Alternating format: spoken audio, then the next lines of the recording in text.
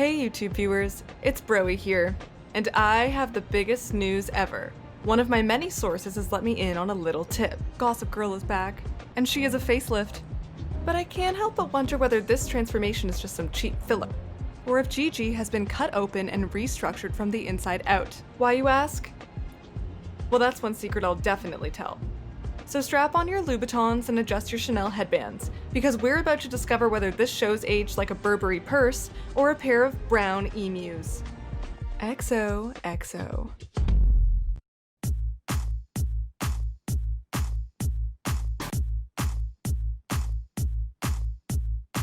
The year was 2007. Apple had just announced the very first iPhone, an exciting film starring Kim Kardashian and her boyfriend Ray J was leaked, and The OC had just ended its 4-season run on the CW network. With the void left behind by the success of this beachy teen melodrama, OC creators Josh Schwartz and Stephanie Savage were searching for their next runaway hit. Then, suddenly, the rights to a project for a TV adaptation of Cecily von Ziegezar's teen book series, Gossip Girl, fell into their laps. This series, which told the story of a group of wealthy teenagers attending an elite private high school in Manhattan, was originally picked up as a feature film to be written by Gilmore Girls creator Amy Sherman Palladino and starring Lindsay Lohan. But by the time it reached the hands of Schwartz and Savage, it was clear that they were better suited to bringing this raunchy drama to life. Unlike its West Coast predecessor, however, this one would be developed with a more sophisticated audience in mind. When writing the pilot, Schwartz said, "I was very skeptical. I don't want to do the OC NYC. But I thought the books were smart, and the characters are worldly in a way that Orange County kids aren't." And thus, we got Gossip Girl. With a cast of dreamy 20-year-olds playing teenagers and sexy 90s soap actors playing their parents. In its initial run, the show was exciting and edgy, really playing up the sex appeal of teenagers. The ad screamed to viewers that this would be a delicious mixture of scandal, raunch, and sophistication. Gossip Girl took the teen soap and upped the ante. It essentially predicted our surveillance culture and our social media-riddled world, and made it impossible to have a show about young people without at least one of the following. Sex in unconventional locales, white-collar crime, or irrationally layered clothing. But as the seasons went on, it was clear that the writers had no intention of keeping up this youthful edge, opting instead for more classic soap opera storylines. Mom?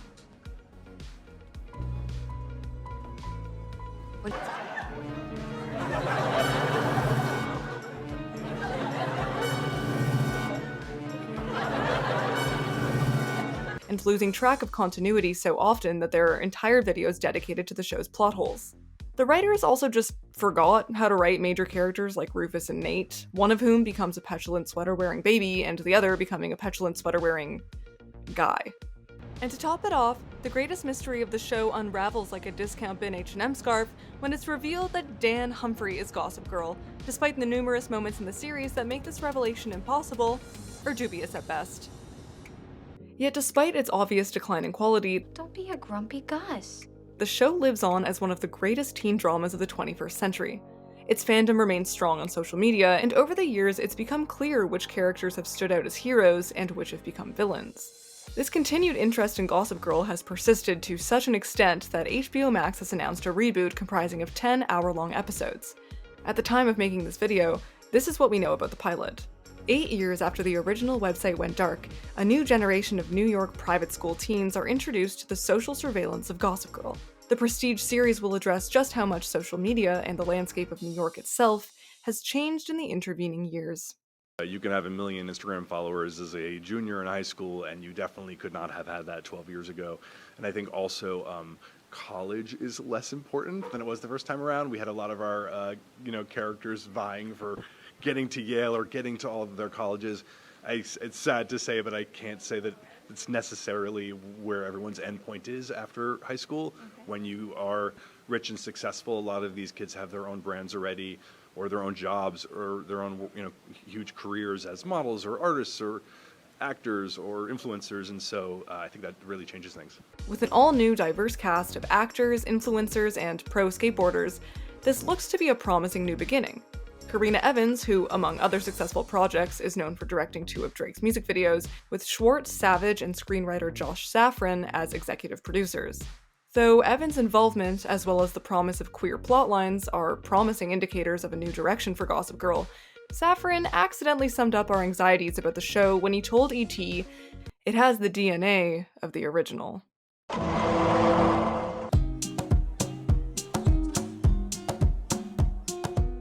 As you probably know, Hollywood has been turning out reboots, remakes, and sequels like it's vying for its own TLC reality show. This isn't a new phenomenon. The film and television industries have long looked to the past for a quick and easy buck. Revisiting older intellectual properties is guaranteed to draw in a profit. However, the most recent string of reboots have, in addition to being cash grabs, taken on a secondary purpose: to rehabilitate Hollywood's image. In light of criticisms concerning its racist, sexist, and homophobic past, the entertainment industry has been attempting to rewrite history via woke reboots. As Simran Hans of Dazed magazine writes, "Updating is cheaper than innovating. So, rather than taking chances on new projects from new voices, Hollywood is placing a band-aid on classic TV shows and movies in a flaccid attempt to atone for its sins, or cover them up." When they're confronted with their complicity in upholding a status quo that thrives upon systematic inequality, it appears that Hollywood's higher-ups have found comfort in using beloved classics as a scapegoat for deeper-seated problems. And this becomes even darker when you realize that what appears to be comfort is actually just capital. While some shows and films are so timeless that it isn't actually so difficult to give them a modern reboot, others are harder to make sense of. While it may seem like this reboot was inevitable given Hollywood's current fixation and the popularity of the original show, we can't help but wonder whether the culture of the 2020s needs another Gossip Girl. When the show first aired in 2007, our cultural climate looked completely different. It was a pre-recession world where extreme material wealth was venerated in pop culture thanks to hit MTV shows like The Hills. So I really do. I want to forgive you. And I want to forget you. My Super Sweet 16. Happy birthday. No! What the hell? I don't want my car now! Oh, Mom! Tell me my car now. I told her not to get it. I wanted to stay at my party. I didn't want the car. That's not even the car you wanted. She just ruined the whole party. Everything. She just ruined everything. Wow. And The Simple Life.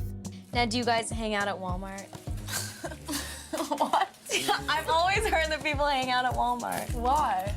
I don't know. What is Walmart? And this was reflected in fictional media as well, like The OC and later the 90210 reboot. So it's no surprise that Gossip Girl emerged at the perfect moment in our cultural history where being super hot and super rich was the peak aspiration for young people. And with this veneration came a show with pretty questionable politics. Lily, Ivanka. Hey, Jared. Great. Good to see you. You are a vision. Thank you both for coming. Pleasure to be here. Where poor people aren't so much poor as they are artsy upper-middle-class Brooklynites, and New York, New York, a city known for being one of the most multicultural hubs in the world, has a population that looks more like Boise, Idaho. Now, before you comment, oh my god, it was a different time.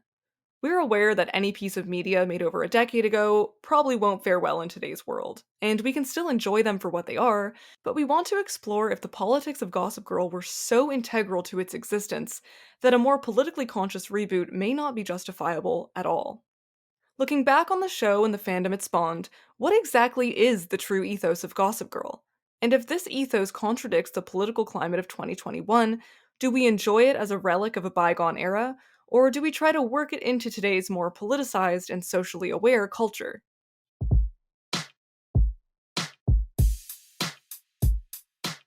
Season 1 of Gossip Girl aired in 2007 to 3 million excited viewers. It initially centers around the unlikely relationship between poor loner Dan Humphrey and wealthy it girl Serena Vanderwoodson, as well as the strained friendship between Serena and her snobbish friend Blair Waldorf. While this season delivers a pretty sanitized take on class politics, where systemically produced class groups are described simply as two innate but very different worlds. This world, it's crazy. Yeah, it is. And you're a part of it. Season 1 gives us some pretty good stuff. a compelling exploration of the dynamic between Serena and Blair, heartwarming insights into the Humphreys' rapidly crumbling family dynamic, and a moralizing perspective from the eyes of Dan, who is at worst pretentious and at best idealistic. At this point, his misunderstood idolization of Serena is a reflection of his teenage boy naivete, and his judgmental attitude can be attributed to good writing. He's a flawed character. A major reason this season feels so grounded is because it's the closest adaptation to the books. Cecily von Ziegezar's book series, while offering a glimpse into the mysterious lives of Manhattan's teenage elites, has a tone of satire that often goes overlooked. Her writing is tongue-in-cheek and lends the viewer a hand in laughing at the absurdity of extreme privilege. This is why Season 1 maintains an edge above other teen dramas. But once 2008 came and Season 2 was released, things took a turn. Let's talk about the speed with which we are watching this market deteriorate. We're red everywhere, essentially, down by 4-5%. We're down over 16%. Dow at the same time has fallen about 18%. The stock market is now down 21%. There was not a single piece of American media that was left untouched by the 2008 recession, and so obviously Gossip Girl fell victim to its clutches. This historical event saw an unprecedented expansion in wealth inequality, where the middle class as we knew it ceased to exist, and the wealthy came out unscathed. This would mean that Gossip Girl's audience took a drastic hit demographically, and it left the showrunners with a difficult balancing act. Either adjust to the times, or lean further into an escapist fantasy where extreme wealth is the status quo. And lean they did. For the sake of providing their audience with an escape, the dark underbelly of extreme affluence became the show's core theme. The more it began to sell cynical opulence as standard escapism, the more the writers and fans turned on the less wealthy characters. The showrunners pushed this escapist fantasy so hard that they actually started to believe in it. This all culminated in the final episode when Dan Humphrey, the original moralizing force of the show, became its main villain. So in this section, I want to illuminate just how we got to this point by analyzing the arcs of 4 major characters: Chuck, Blair, Jenny, and Dan. In Season 1, Chuck Bass is closest to his book counterpart. He's framed as a sort of bad boy whose casual classism and reckless behavior are portrayed in opposition to Nate Archibald's more sensitive, good boy archetype. Chuck often comes to represent the worst of what wealth and privilege can bring, and he approaches life with such a dangerous sense of entitlement that he views women as prey to be hunted. Chuck likes to brag about his conquests, not his victims. He attempts to assault both Serena and Jenny in the first episode, and frequently sleeps with staff in his father's hotel. But once Season 2 hits, the writers quickly brush these major indiscretions aside in favor of a bad boy turned good narrative, quickly elevating his role from quippy side character to romantic hero in the vein of Dylan on Beverly Hills 90210, Jess from Gilmore Girls, or Pacey from Dawson's Creek. But unlike these other popular characters, Chuck doesn't change as much as the showrunners so desperately want us to believe.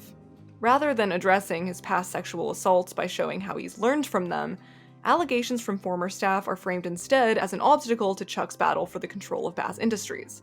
He continues to view any woman who isn't Blair with little humanity, and that relationship, which was an obvious favorite among both fans and the writers, is questionable at best. In Season 3, Chuck sells Blair to his uncle, also an attempted rapist, in exchange for ownership of a hotel. And in Season 4, an inebriated Chuck reacts to Blair's recent engagement like this. Come on, Blair. Stop it, Chuck! I said it's over.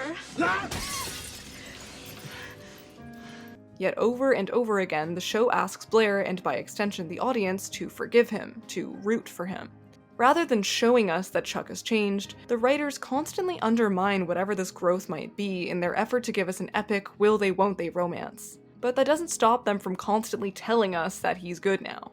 In a retrospective on Gossip Girl for Vox, Constance Grady classifies the expansion of Chuck's role as the major turning point in the show's tone. She states, "Watching his takeover is a case study in the dangers of letting a single character consume a narrative, and in the deep subliminal attractions that white male wealth and power can exert over a narrative." So a character who was once an attempted rapist and unabashed elitist in Season 1 becomes the most important character by Season 6, as he gets everything he could have wanted and more, marrying Blair, dominating his capitalistic conquests, and defeating his inexplicably living and murderous father.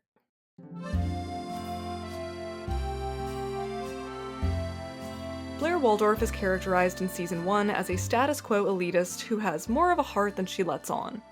Her primary conflict at the start centers around her feelings of being overshadowed by her naturally charismatic BFF Serena, who sleeps with Blair's boyfriend Nate prior to the events of the show. Blair, whose mother is caring but hypercritical and at times neglectful, craves the attention and validation of others and tends to act out when she feels she's losing control. Her mean streak is much more toned up in the show than in the books, and it comes out most egregiously in her interactions with Jenny. Yet the show effectively casts a sympathetic light on Blair that reveals her as an insecure, albeit privileged girl who just wants to be loved. Where are you? Why don't you call? Why did you leave without saying goodbye? But again, this characterization changes entirely by the time Season 2 comes around, as Blair's classism and bitchy behavior, which were once portrayed as faults, become her most prominent character traits. Exchanging the original conflict of her internal struggles for an external romance narrative, Blair becomes the lovable classist. Sure, she harbors an extreme disdain for the lower classes and isn't afraid to show that she views the world through the lens of an 18th century aristocrat, but she's self-aware about it. Her abusive treatment towards other women is often played for laughs, as is her exploitation of Dorota, her personal maid. When Blair goes to NYU instead of her dream school Yale, which is a ripe opportunity for this character to grow and change, she only seems to double down on her flaws. The other kids don't have to like Blair because she's just being who she is. By the end, like Chuck, Blair gets everything she wanted and more. Through a never-ending thread of scheming and manipulation, Blair marries her dream man, bears his child, and becomes CEO of her mother's company. Blair's arc is no longer about changing her harmful views and growing into maturity. Instead, it's the audience who's asked to change and adopt Blair's worldview. A worldview that significantly affects how we perceive the other characters, especially the less wealthy ones. Which brings us to Jenny.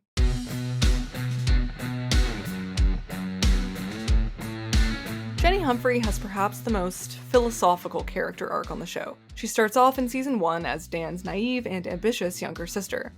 While she's an outcast at their elite private school, hailing from Brooklyn instead of the Upper East Side, her deep admiration for people like Blair and Serena drives her to shoot above her ranks in an attempt to ascend into the stratosphere of her rich schoolmates. Starting in Season 2, though, Jenny's character changes drastically, both in appearance and demeanor, which is often attributed to Taylor Momsen channeling her persona as frontwoman for her band The Pretty Reckless. This is when fans began to turn on Jenny. Sidebar. Momsen is the target of a lot of venom from the fandom, who seem to blame her for Jenny's change in appearance, ridicule her for her acting chops, and have an overall difficult time separating the character from the actress. How are you, little J? Don't call me that, I'm Taylor, but I'm... Something that people had very little problem doing with Ed Westwick. But I just want to point out that Momsen was 14 when the show started, acting among people who were much older than her, many of whom couldn't hold a candle to what she's capable of in some of those scenes.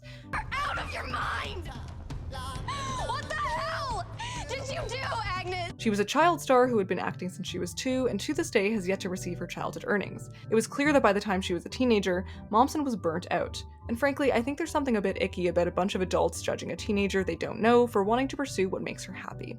Now back to the video. While Jenny's aesthetic changes may be attributed to Momsen, her role in the plot is a result of the writer's deliberate attempts to turn the audience against Jenny in an effort to humanize characters like Blair. Jenny goes from being the victim of Blair's cruelty to the administrator of cruelty herself. In an Icarus-esque fashion, Jenny's arc is a rumination on how ruthless ambition can be the cause of one's own demise. But what makes her story so compelling is that, despite her betrayal of friends and family, Jenny is often a victim of circumstance.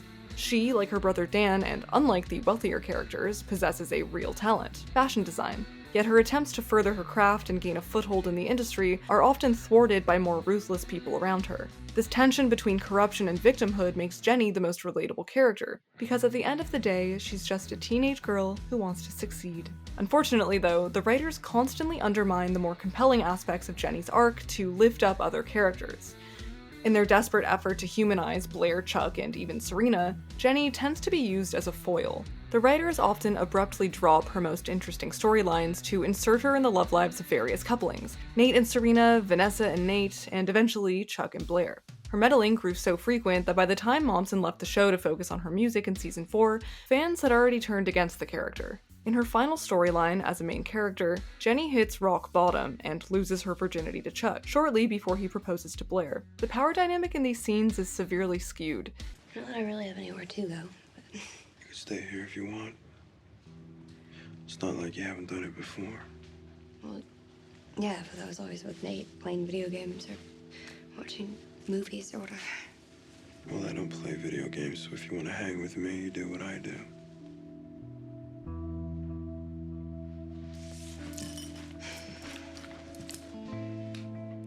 Jenny, being both younger, poorer, and thus having far less influence than both Blair and Chuck, is essentially at their mercy.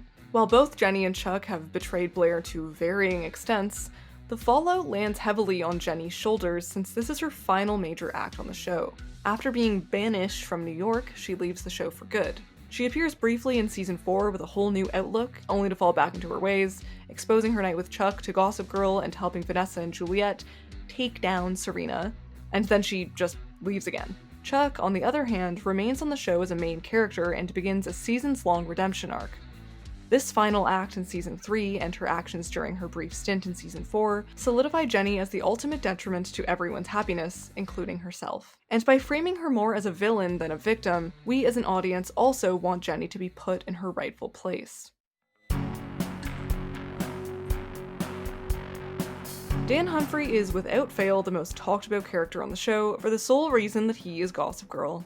As I said earlier, season 1 is told primarily from Dan's perspective as an outsider, but by season 2 he starts to take more of a back seat as Chuck becomes a more prominent character. Now for the first 5 seasons, I guess Dan could be pretty annoying for fans. People often refer to him as a hypocrite, frequently judging Serena and her wealthy friends, but often doing pretty bad things himself, like hooking up with Georgina when he knows she's terrible, ignoring his own girlfriend during a threesome with Vanessa, or shaming Serena for allegedly sleeping with her teacher and then sleeping with the teacher himself. Although we can now definitively say that Dan and Serena, being minors, would be victims in both of these instances anyway.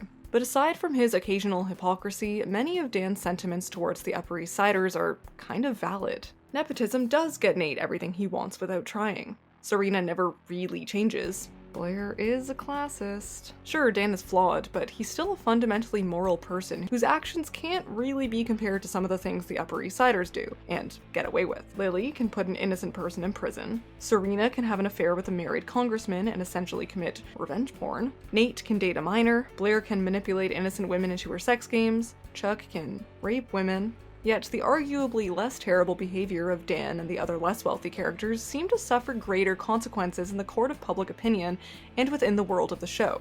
That is, until season 6. The showrunners had planned early on for Serena's younger brother Eric to be Gossip Girl, and in hindsight this makes perfect sense. Eric suffers from depression, feels quite disaffected by the Upper East Side world, and experiences alienation from his peers. His only friend, Jenny, frequently turns her back on him in her quest to gain popularity, which would make the eponymous website all the more vengeful. But once fans and journalists began to catch on to this plan, the writers quickly shifted gears in order to deliver a shocking twist. And thus, we got Dan as Gossip Girl. After over 100 episodes where our characters are the subjects of harassment, stalking, and humiliation at the hands of the site, Dan reveals himself to be Gossip Girl's creator in the finale episode, to the confusion of just about everyone. Having just penned a best-selling book detailing the intimate lives of his wealthy peers, this revelation should come as no surprise, I suppose. But it does. If Gossip Girl had been Eric, or another character who was actually born into this world, it would have something very different to say. But if we're to ignore the plot holes for a moment and believe it's Dan, a less privileged outsider, this message casts a pretty sinister light on the entire show.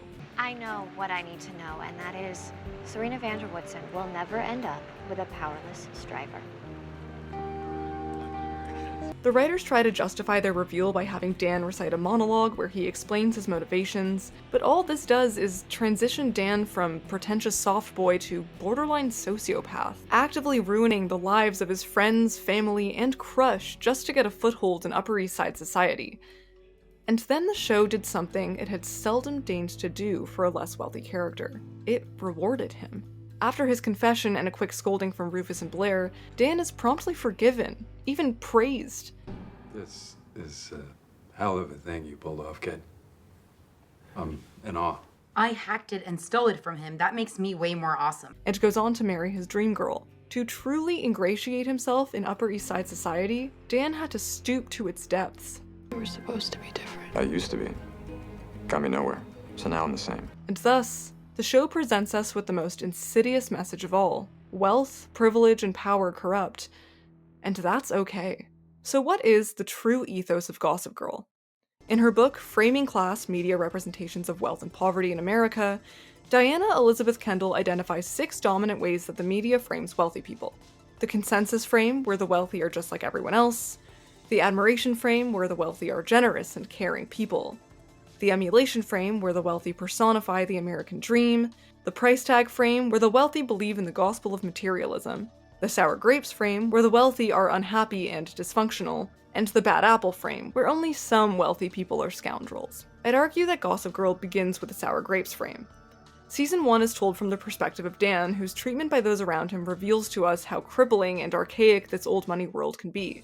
Serena, who used to be absorbed in this world, is trying to escape it, and Dan isn't so much trying to enter it as he's trying to get to know Serena. But starting in Season 2, when Chuck and Blair are pushed to the forefront, the lens changes to a mixture of the consensus frame and the bad apple frame, where morally reprehensible rich characters like Blair and Chuck are positioned against more morally reprehensible rich characters like bAbez. In turn, it frames less wealthy characters as feckless do-gooders or greedy leeches, thus knocking them down a peg and showing us that, hey, you and I, we're not so different. In a 2012 article for The Atlantic, Judy Berman attributes Gossip Girl's decline in quality to its decline in humanity. She explains that once the central romantic tension shifts onto Blair and Chuck, and it becomes a story of Dan's moral corruption, it's not surprising that viewers' allegiances began to shift. She states, "Now that everyone has sunk to Chuck's level, it makes as much sense to root for him as anyone else." Berman posits, like I did earlier, that the recession left the showrunners with an impossible dilemma. It would either have to adjust to the times, or pretend that conspicuous consumption never ended. Instead, they awkwardly opted for both, keeping all the glitz and glam, but removing all the humanity. She ends off with this: "When Gossip Girl ends on Monday, it will go out like the waning aristocracy it is, dripping with jewels, mired in scandal, and with the stubborn tenacity of a dying breed that once ruled the world."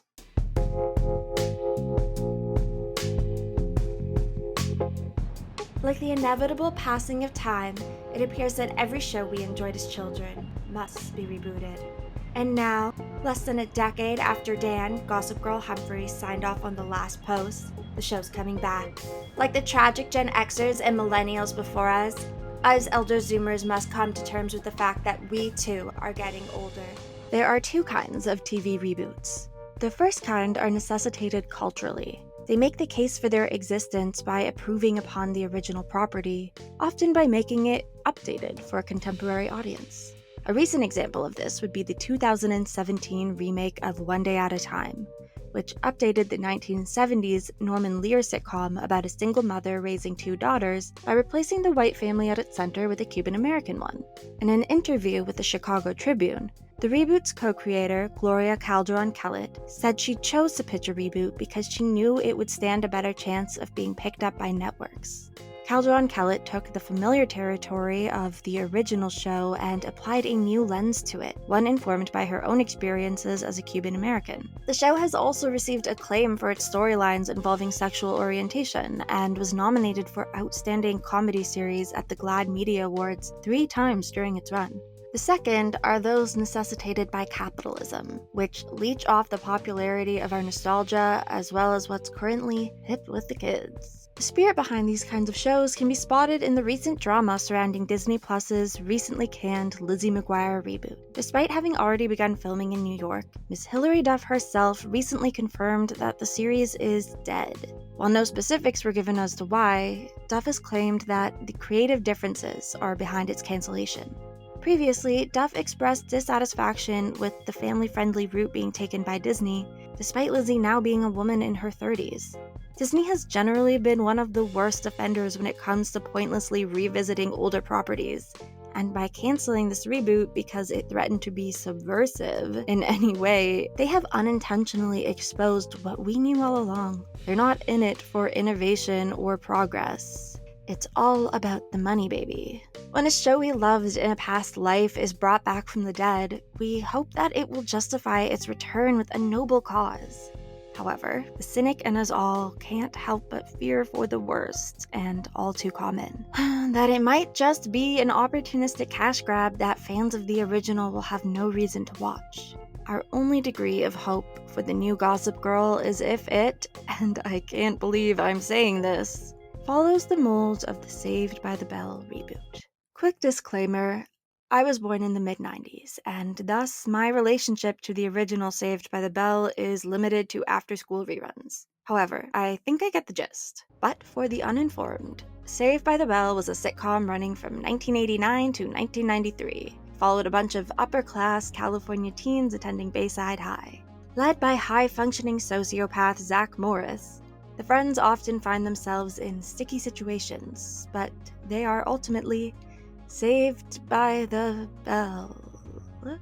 In its 2020 rebirth, Saved by the Bell not only rejects the ethos of the original, but burns it to the ground through satire reminiscent of early Glee. In a genius opening scene, we learn that Zach Morris is now the governor of California and has made major cuts to education budgets, forcing the closure of many schools. Immediately, the show acknowledges the unspoken truth of the original. Zach Morris is trash. But it also provides a catalyst for the reboot's central plot. Students from an underfunded high school are now being transferred to Bayside, where they will study alongside the offspring of the OG characters. Bursting the bubbles of wealth and privilege that surround the original are three BIPOC protagonists who provide a poignant critique of the world they are now forced to interact with. It consistently tackles themes of class and race in a manner that you would not expect from a reboot of a show whose protagonist once did this. The casting here isn't colorblind, it is very intentional. The racial identities of the show's protagonists are integral to who they are and provide them with the experiences necessary to understand what is so messed up about the world of the original show. It never feels preachy or like an experiment in spoon-feeding progressive ideas to nostalgic adults. You may be asking, why is this particular reboot relevant? Although Saved by the Bell and Gossip Girl are, on the surface, completely different shows, the workings of the world they are set in are very similar. Both follow the lives of the privileged who, at their own faults, find themselves in a variety of ridiculous situations, only to scheme their way out with no real-life repercussions. At their core, these shows are about the preservation of a status quo, one which favors those born into wealth and whiteness. Now, as we pointed out earlier, in its genesis, Gossip Girl seemed to be a satire of the uber-wealthy. The venomous tongue of Kristen Bell's voiceovers, paired with the later perverted moral stances of Vanessa and the Humphreys, provided us with the anchor necessary to watch the Upper East Side with a critical eye. But as the show strayed away from its original intention in light of the 2008 recession and descended further into a one-percenter's wet dream, the audience becomes too caught up in the madness to remember what should be its pivotal message. That maybe the rich shouldn't be idolized? Since this unchallenged alliance with billionaires likely won't slide with today's teens, there will no doubt be some form of class critique within the reboot. But the form that these critiques take is vital to their effectiveness. The original Gossip Girl already tried to challenge the morals of its wealthy characters in a manner that was tonally serious, and it didn't work. If the team behind this reboot has any intentions of providing the satire that the original show failed to deliver, they have to take on a new approach.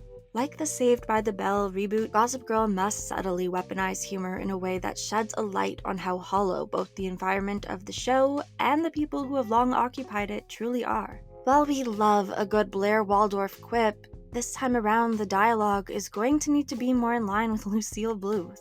You're the one who charged his own brother for a Bluth frozen banana. I mean, it's one banana, Michael. What could it cost? $10?